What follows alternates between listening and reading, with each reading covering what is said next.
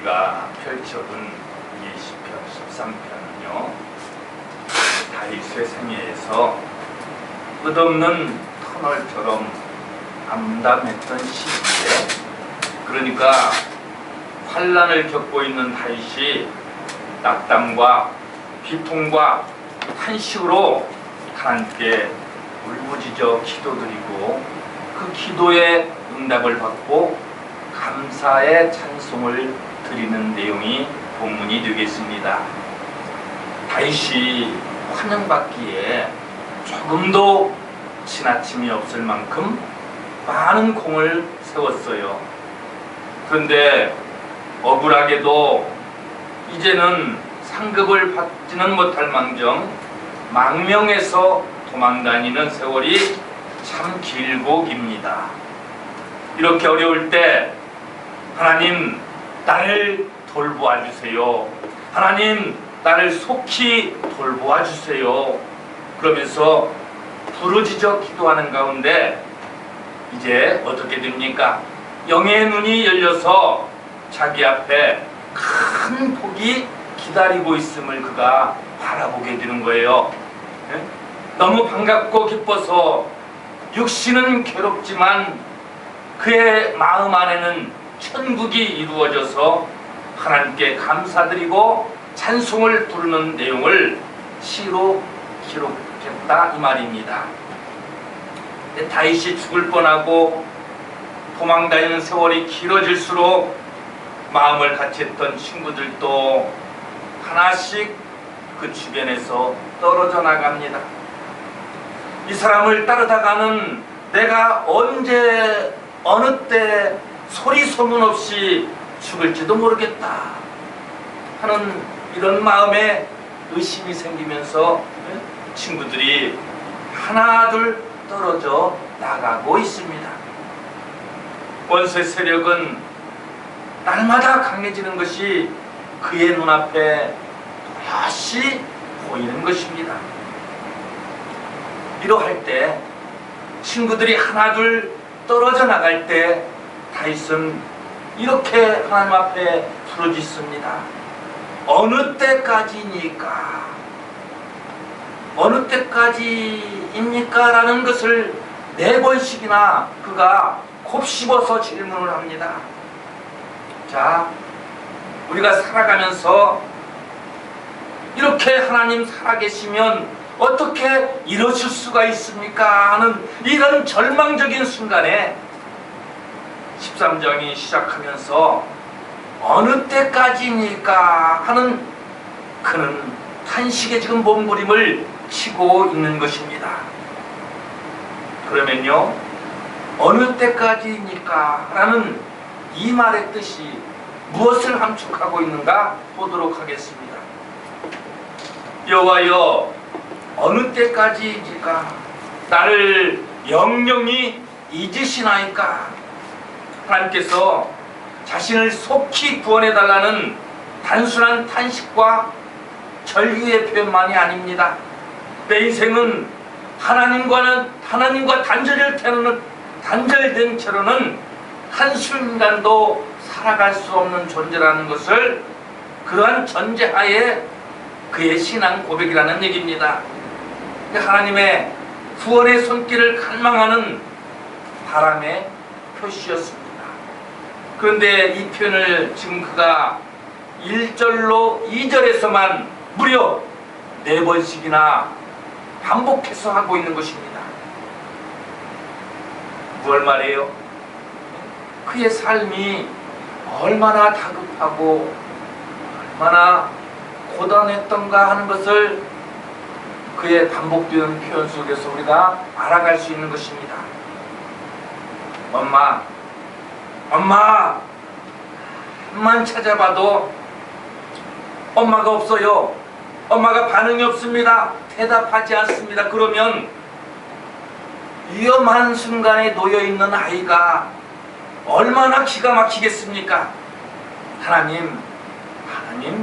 하나님, 이렇게 하나님을 4번씩이나 찾는데 대답하지 않으시기를 어느 때까지 하시겠습니까? 이것이 언제까지입니까? 하는 안타까운 말이 지금 본문에 담겨 있습니다.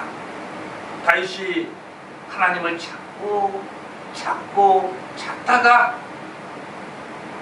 또 찾아도 하나님을 아무리 찾아도 대답도 안 하깁니까? 지금 이렇게 지금 다윗이 항변하는 것입니다. 하나님 정말 대답도 안 하시렵니까? 네?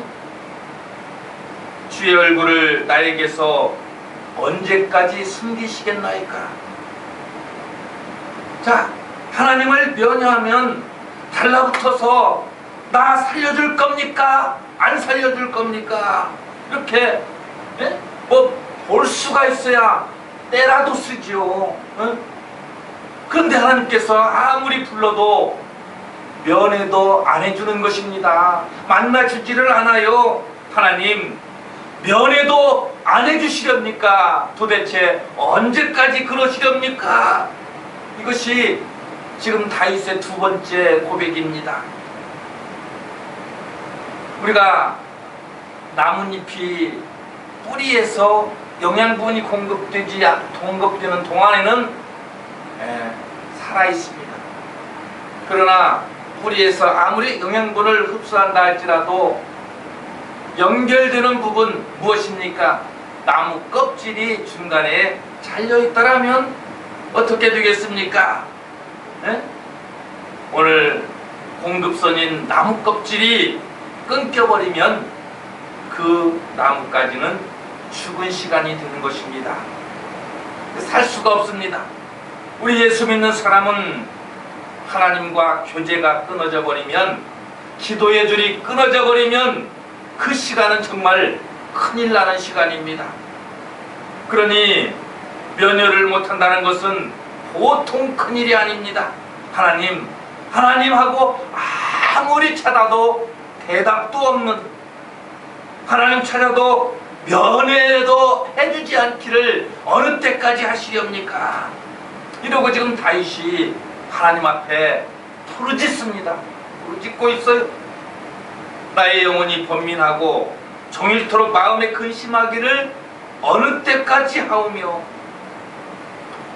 혼자서 생각을 해보니 친구들도 하나 둘 뒤에 끝을 떠나가고, 그런데 거기다가 원수는 시간이 갈수록 더 강성해져 가고, 내 몸 하나 피할 곳이 없어서 점점 위태로워지고, 아무리 생각해봐도 희망이 안 보입니다. 혼자 가만히 생각하니까 가망도 없는 것 같아요. 혼자 생각해보니 근심만 두껍게 쌓여져 갑니다. 그래서 그가 이렇게 다시금 외치는 거예요. 내 원수가 나를 쳐서 자긍하기를 어느 때까지 하리까?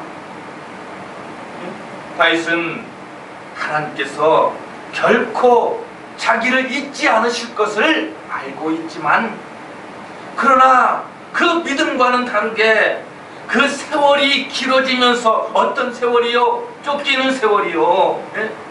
눈앞에 보이는 것은요, 원수의 세력이 점점 강성해지고 있는 것이고요, 의인들은요 하나 둘 죽어서 주로만 가고 있는 것이 현실이었다 이 말입니다. 뿐입니까? 악한 자들은요 자기 혼자 잘난 것처럼 으스대면서 뽐만 내는 것이었어요. 그래서 그가 하나님이 자기를 잊으셨고 버려두셨다고까지 지금 탄식을 하고 있는 것입니다. 저들을 언제까지 내버려 두실 겁니까? 의인들을 핍박하고 의인들을 잡아 죽이는 저들을 어느 때까지 하나님 내버려 두시고 보고만 계실 것입니까? 심판을 왜 안 하시고 저 원수들을 내버려 두십니까? 원수들 뽐내는 모습을 제가 언제까지 애타는 심정으로 하나만 보고 있어야 되고, 우리 하나님께서는 그런 모습을 언제까지 구경만 하고 있으실 겁니까? 그래서 다윗은 세 가지 가정법을 쓰면서 부르짖습니다. 3절 보실까요? 여호와 내 하나님이여 나를 생각하사 응답하시고 나의 눈을 밝히소서. 두렵건대 내가 사망의 잠을 잘까 하오며. 오늘 인간은요 출생 후 통계적으로 기록된 것입니다만은 조금 다를 수는 있겠죠. 사람에 따라서 출생 후 6개월 전후쯤 되면서부터 공포심을 처음으로 가지게 된다고 합니다. 자, 그 이후로 인간들이 두려워하는 이 죽음의 순간까지 우리 인간은 많은 두려움을 느끼며 살아갑니다. 근심, 걱정, 두려움, 많은 것들을 경험하며 살아가게 됩니다. 다윗이 그런 두려움을 지금 호소하기 시작했습니다. 내가 이 근심 중에 가만히 생각해 보니 영의 눈이 어두워 앞이 안 보여서 죽음의 잠을 잘까 두렵습니다. 그래도 좋습니까? 다윗은 자기가 사망의 잠을 잘까 심히 두렵다고 했습니다. 사망의 잠이 무엇입니까? 영혼이 죄 가운데 빠진 상태, 이것을 사망의 잠이라고 지금 다윗이 표현하고 있는 거예요. 그러니까 생명이 빛도 소망도 없는 상태가 바로 사망의 잠입니다. 사망의 잠은 우리 성도들에게 가장 큰 심각하고 두려운 상태를 말하고 있습니다. 우리 성도들이 이 사망의 잠에 빠진다면 어떻게 될까요? 죄와 불의를 너무 쉽게 범하게 되는 것입니다. 반면에 찬양과 말씀과 이 기도의 영적인 생활은 나태해지고 주님의 오시는 구원의 날에 대한 영적인 준비는 소홀해지는 것입니다. 그래서 성경은 곳곳에 사망의 잠에서 깨어서 근신할 것을 촉구하고 있는 것입니다. 우리가 여기서 마가복음 13장 35절로 36절에 기록된 말씀, 주께서 주신 말씀을 이 시간 회상해 보기를 바랍니다. 그러므로 깨어있으라. 집주인이 언제 올는지, 혹 저물 때일런지 밤중일런지 다굴 때일런지 새벽일런지 너희가 알지 못함이라. 그가 호련히 와서, 그리고 뭐라고 말씀하세요? 너희가 자는 것을 보지 않도록 하라. 주님은 호련히 오세요. 오늘 세상 사람들이 보통 그렇습니다. 힘있고 권세 있고 권력을 통해 업은 자들을 두려워하면서 그 앞에서 잘 보이려고 갖은 아양을 떱니다. 그러나 우리 성도들은요, 그것과는 비교도 할 수 없는, 비교조차 할 수 없는 크고 높으신 분을 두려워할 줄을 알아야 됩니다. 그분이 어떤 분이세요? 그분은요, 존귀와 위엄이 뛰어난 분이세요. 모든 것을 살피는 분이세요. 공의에 철저한 분이세요. 그분은 바로 우리 하나님이십니다. 그래서 성경 마태복음 10장 38절에 이렇게 말씀하고 있지요. 우리의 머리털까지도 세심받으신 분이라고요. 오늘 그분은 사람의 중심 깊은 곳, 바로 마음을 감찰하시는 분이 되십니다. 모든 것을 기억하셨다가 의로운 자에게는 무엇을 주십니까? 넘치는 축복과 영광으로 우리와 영원히 함께 하실 것을 약속하셨습니다. 반면에 악한 자에게 뭘 주시겠다고 말씀합니까? 그 행한 대로 형벌과 수치로 영원히 갚으시겠다. 그분은 바로 우리 하나님이십니다. 계속해서 성경 말씀, 내가 흔들릴 때 나의 대적들이 기뻐할까 하나이다. 내가 의지할 데가 없어서 흔들릴 때 어떻게 했다고요? 네? 나의 원수들이 승리했다고 기뻐하면서 승리의 개성가를 부르고 있더라는 것입니다. 이 두려운 일이 있는데 하나님 내게 두 가지를 주십시오. 첫째로 속히 기도에 응답을 하여 주십시오. 괴로워도 믿음을 지키고 정말 똑바로 살아보려고 발버둥 치고 있는 이 종의 기도를 좀 빨리 좀 들어주십시오. 둘째로 하나님, 영의 눈을 열어 주옵소서. 자, 오늘 우리는 예수를 영접하고 하나님의 자녀가 되어서 자녀된 신분으로 오늘 예배 자리에 나왔습니다. 이제 하나님 자녀된 우리는 영의 입술을 열어야만 됩니다. 찬양을 올려드려야 됩니다. 또한 영의 귀가 열려서 하나님의 음성을 듣고 마귀의 속삭임은 분별할 줄 아는 분별의 지혜도 우리가 가져야만 됩니다. 하나님의 음성을 모르니까 어떻게 돼요? 마귀의 속삭임에 귀를 기울이는 거예요. 그게 마귀의 음성인 줄도 모르고 하나님의 음성으로 착각하고 죄를 지으며도 살아가면서도 부끄러움 없이 없는 거예요. 오늘 정말 마귀의 말에 속으면 큰일 납니다. 말은 귀로 듣습니다. 하나님 말씀도 귀로 듣습니다. 그런데 우리의 머리에 제일 많이 기억된 것이 무엇입니까? 예? 오늘 눈으로 실물을 본 것이 제일 잘 기억된다 그래요. 예? 눈으로 실물을 보는 것. 그러니까 남대문에 문턱이 있냐 없냐, 내 실상과 실상이 중요한 것이 아니더라는 거죠. 예? 듣고 소문 듣고 문턱이 있다 그러니까 문턱 있다고 믿는 사람이 이긴다는 것이지요. 자, 어디에는 뭐가 있고 무엇이 아름답고 무엇이 웅장한지 눈으로 실제로 본 것이 머리에 기억된 3분의 2 이상이 된다는 것입니다.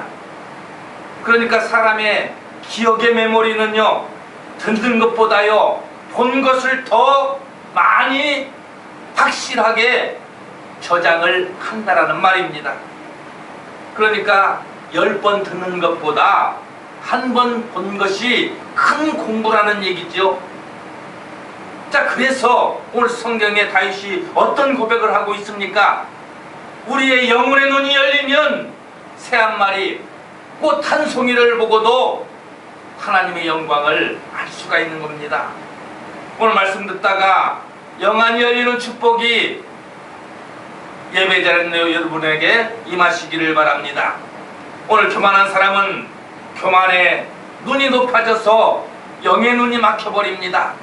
근심에 사로잡혀서 근심의 눈동자를 닫아버려 앞이 안 보입니다. 내 욕심이 생기면 두꺼운 욕심에 암막 커튼이 쳐지는 거예요. 그래서 빛을 볼 수가 없는 거예요. 자, 그러나 회개하고 은혜를 받으면 영의 눈이 열릴 줄로 믿으시기를 바랍니다. 오늘 스데반의 몸에 돌이 날라옵니다. 돌을 맞아서 피가 튀고 살점이 찢겨나가는 고통 중에도 그는 그 가운데서 영안이 열려지는 축복을 받았습니다. 영안이 열려지니까 어떻게 되었을까요?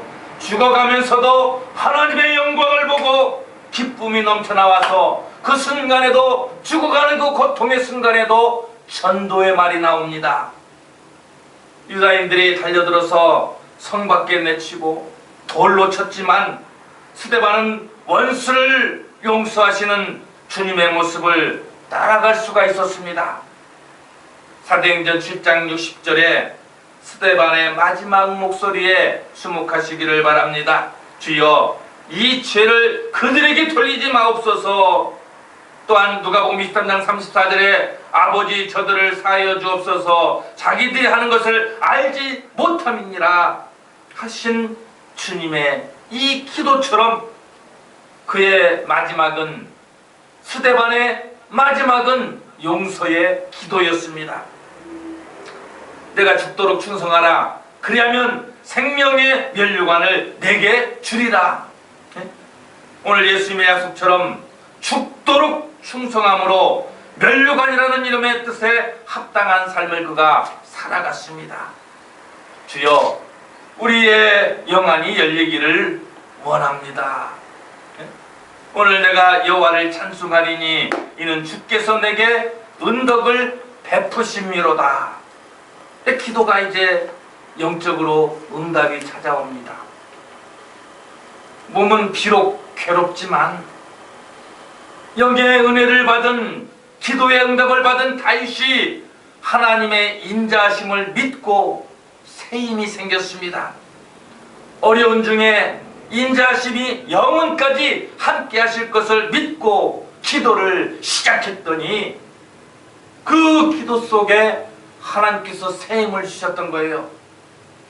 아브라함이 기도 응답받고 그대로 이루어졌습니다. 야곱이 기도의 응답을 받고 그대로 이루어졌습니다. 그러니 나도 기도 응답이 그대로 이루어질 날이 곧 올 것이라는 믿음이 생겼습니다. 어려운 일 당할 때 나의 믿음 적으나 의지하는 대주를 더욱 의지합니다. 찬송가 543장의 가사는 다윗의 지금 기도 내용과 아주 흡사합니다. 시편 37편 5절에서 영감을 받은 가사거든요. 543장이. 자, 의인이 고난을 겪고 악인이 번영하는 문제를 다루고 있습니다. 시편 37편은.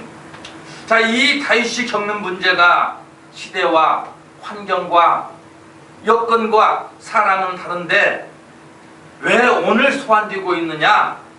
우리는 성도라는 귀하고 복된 신분을 가지고 있습니다. 이 신분을 가지고 신앙생활을 하면서 땀 흘려 일하고 수고의 결실을 거두고 그리고 행복한 삶을 꿈꾸며 살아가고 있는 것입니다. 그런데 현실에서는요, 어떻습니까? 기가 막힌 일들이 하루가 멀다 하고 벌어지고 있는 거예요. 많은 사람이 시험에 빠지는 원인으로 무엇을 지목하고 있습니까? 내가 힘들고 어려운 게 문제가 아니에요. 그러면 무엇이 문제라고요? 악인이 믿는 나보다 더 형통한 것. 그래서 이런 것 보면서 이런 현실 앞에서 믿는 자들이 주저앉아 버리는 거예요. 노년의 다윗은 지나간 젊은 날을 회상하면서 시편 37편을 써내려가고 있습니다. 남의 이야기가 아닙니다. 오늘 자신의 경험담을 시편에 그대로 기록을 했습니다. 숨이 턱턱 막히고 힘들고 어려웠던 시절을 그가 살아왔던 거예요. 그런데 그의 시편을 보면서 우리는 어떻게 생각합니까? 그가 힘들고 어려운 시절을 살아왔지만 그는 실패하지 않았고 그 이유가 믿음으로 그 모든 것을 이겨냈다는 말입니다. 자, 그가 의인에게는 반드시 보상을 베푸는 하나님을 경험했습니다. 그리고는 그 경험담을 우리들에게 지금 알려주고 있는 것입니다. 하나님은 이러한 분이시다라고요. 오늘 행악자가 번영하는 것이요, 불평하지 말라는 것입니다. 다윗은 이렇게 말합니다. 악인이 잘 되는 이런 현상을 지금 뭐라고 설명하고 있습니까? 오늘 내 형편은 하나님의 섭리 가운데 거쳐가는 과정임을 잊지 말라고 지금 말하고 있습니다. 형통한 악인처럼 그렇게 되려고 하지 말라는 것입니다. 오늘 그러면서 하는 말이 뭐라고 합니까? 형통한 악인들이 형통한 것처럼 보이기는 하지만 결국에 그들은 쇠락할 것이며 멸망할 것이다. 하나님의 말씀이기 때문에. 오늘 다시 다윗의 고백을 좀 보도록 하겠습니다. 아무리 어려워도 하나님의 인자하심이 함께 하시는 것을 믿고, 그리고 그가 기도했더니 그 기도 속에 하나님이 막 샘솟는 힘을 공급해 주시는 거예요. 응? 자, 백지장을 맞들면 낫다지만 어려운 일 만날 때에 사람을 의지하게 됩니다. 사람은 그런 존재예요. 어려움 만났을 때 누군가를 의지하고 그 사람을 붙들고 그 사람을 의지하려고 한다는 말입니다. 그런데 위로가 될까요? 아닙니다. 사람을 의지하고 의논하면서 맞들려고 하면 어떻게 됩니까? 응? 어려운 일이나 근심이 없어집니까? 아니에요. 응? 어려운 일이 할아버지 했더니 2가지, 3가지 자꾸만 늘어나는 거예요. 하나님께 의논해야지 어려움이나 근심이 없어진다 이 말입니다. 하나님이 잠깐만 이라고 손짓하시면 더 큰 복을 주실 것이라는 응답이 왔습니다. 때문에 농부가 그 뜨거운 한여름 땀을 흘리면서 수고를 하지 않습니까? 왜요? 가을에 풍성한 그 풍요를 바라보면서 말입니다. 피곤한 것도 땀나는 것도 그래서 잊어버립니다. 어부가 짠내를 맡으면서 그물과 씨름을 합니다. 무엇을 보고 그래야 합니까? 만선의 깃발을 생각하면서 힘을 내는 것입니다. 몸은 비록 괴롭지만 수고의 대가가, 그 대가의 복이 더 큰 것을 알고 있기 때문입니다. 자, 여기까지 오니까 다윗의 영의 눈이 밝아졌습니다. 다시 말해서 그는 현실을 보지 않고 이제 장래를 바라보는 영의 눈이 열린 것입니다.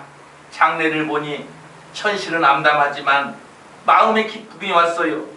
마음에 기쁨이 오니까 조금 있다가 받을 일을 생각하면서 너무나 감사한 마음이, 감사가 물밀듯이 밀려 들어오는 것입니다. 그래서 하나님께 찬송 부를 마음이 드디어 생겨났던 것입니다. 그래서 그가 지금 기도하기 시작합니다. 어렵지만, 힘들지만, 고단하지만 기도할 마음을 가지고 기도를 했더니 세상에나 우리 하나님께서 기도할 힘을 주시고 기도할 힘이 생겨서 열심으로 기도했더니 영의 눈이 열리고 영의 눈이 밝아져서 장래를 바라보게 되고, 그래서 그가 이제 현실을 보지 않고 장래를 바라봤더니 어떻게 됩니까? 기쁨이 넘쳐서 찬송을 부르게 되었습니다. 그래서 하나님, 이 모든 은혜를 무엇으로 다 갚겠습니까? 조금 전까지만 해도 그의 기도는 어땠습니까? 하나님, 언제까지 참아야 됩니까? 언제까지 두고만 보시렵니까? 하는 불평의 기도가 이제는 감사로 바뀌어버렸습니다. 이제부터 나는 평생토록 하나님만 찬송하겠습니다. 다윗의 입에서 드디어 감사가 나왔죠. 드디어 찬송이 터져나왔습니다. 오늘 예배의 자리에 나온 저와 여러분, 다윗처럼 기도하여 응답받고 평생의 감사와 기쁨의 찬송을 드리는 저와 여러분이 다 되시기를 예수 그리스도의 이름으로 축원을 드립니다. 기도하겠습니다.